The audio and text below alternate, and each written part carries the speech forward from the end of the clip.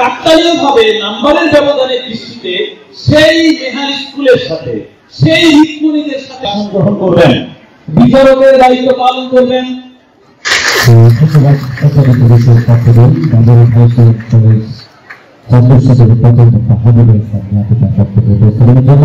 প্রস্তাবিত বিষয়ে এবার নিরপেক্ষ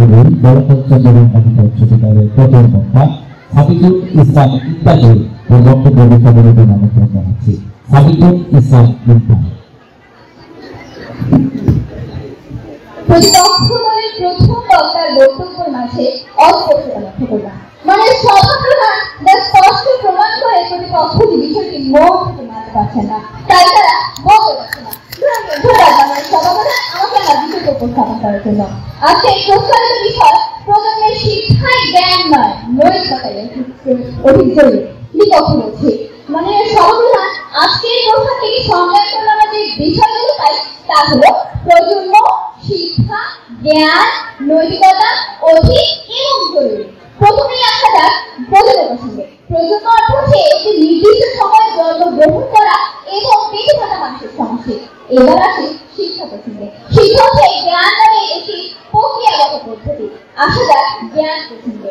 জ্ঞান হলো কোনো ঘটনা সম্পর্কিত আলোচনা এবং তা নিয়ে রিসার্চ করাকে জ্ঞান বলা হয়।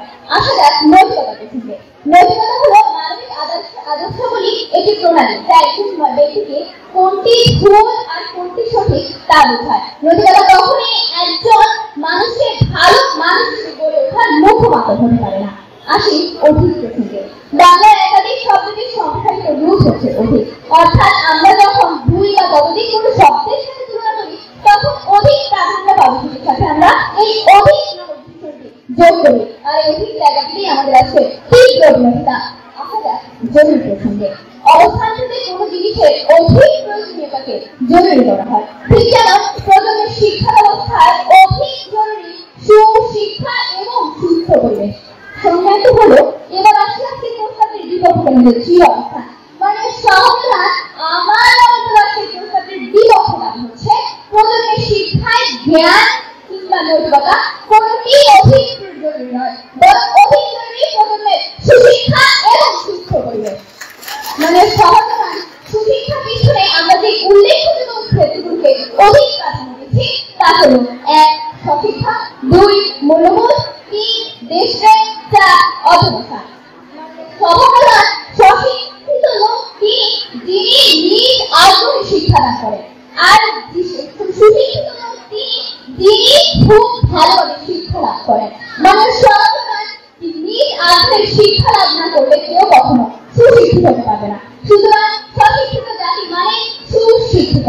মানে সমাধান ছেলের মস্ত বড় অফিসের কর্মকর্তা, ছেলের আছে মস্ত বড় ফ্ল্যাট, তবে সেই ফ্ল্যাটের এক কোণে জায়গা হয় না তার বাবা মায়ের। তাই তো হাজার বাবা মায়ের অস্থিকণ্ঠে উচ্চারিত হয় বৃদ্ধাশ্রমে আছি আমি, বৃদ্ধাশ্রমে আছি। মানে বাবা মাকে বৃদ্ধাশ্রমে রেখে আসার পেছনে মুখ্য মাধ্যম মূল কারণ চিন্তাই করছি সন্তানের সুশিক্ষার অভাব।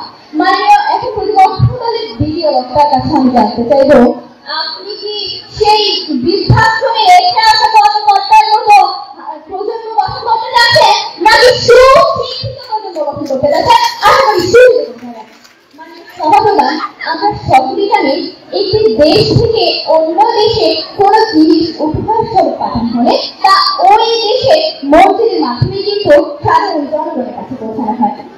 কিন্তু এখন প্রতিপক্ষ গত বছর সৌদি আরব থেকে বাংলাদেশে গরিব অসহায়দের উদ্দেশ্যে 40 টন দুম্বার মাংস পাঠানো হয়। কিন্তু দুঃখজনক সত্য সেই দুম্বার মাংস গরিব অসহায়দের মধ্যে বিতরণ করা হয়নি, বরং সেই দুম্বার মাংস বিক্রি হয়েছে আমাদের নামি দামি মন্ত্রীরা। এখন প্রতিপক্ষ দলের দ্বিতীয় বক্তার কাছে আমি জানতে চাইবো, আপনি কি সেই নামি দামি গুণী মন্ত্রীদের পক্ষ নিয়ে বলবেন প্রজন্মের শিক্ষায় সুশিক্ষা না বরং নৈতিকতায় অধিক জরুরি? মাননীয় সভাপ্রধান আমার প্রতিপক্ষ দলের প্রথম বক্তা বলে গেলেন মাদকাসক্তির কথা।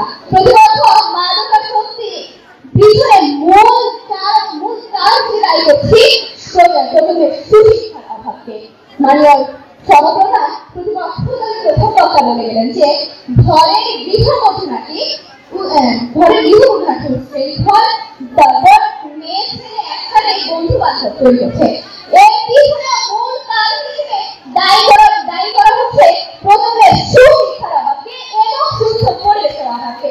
প্রথমে আজ কিশোর গ্যাংয়ের সাথে যুক্ত হচ্ছে 16-17 বছর কিশোররা, 16-17 বছর কিশোররা, মানে সর্বদা এর পিছনে দায়ী হচ্ছে সুশিক্ষার অভাবকে এবং সুস্থ পরিবেশের অভাবকে। তাই বলছি প্রতিপক্ষ সুশিক্ষাই সমাধান, সুশিক্ষাই বক্তব্য।